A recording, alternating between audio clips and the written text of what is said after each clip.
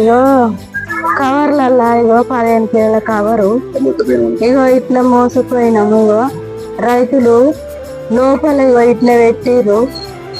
మరి మేము ఇంత కష్టపడుతున్నాము, మాకు ఏమన్నా రూపాయి మిగులుతుంది అయిందా చెప్పండి.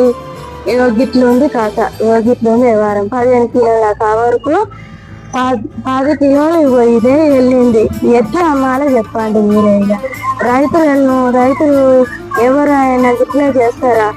ఇగో ఒక్క కాయ ఇగో లోపల పెట్టిర్రు. ఇక పైకి ఎంతో మంచి 4 పెట్టిర్రు అంతే. ఇంత మోసం ఉంటది కూరగాయలల్లా.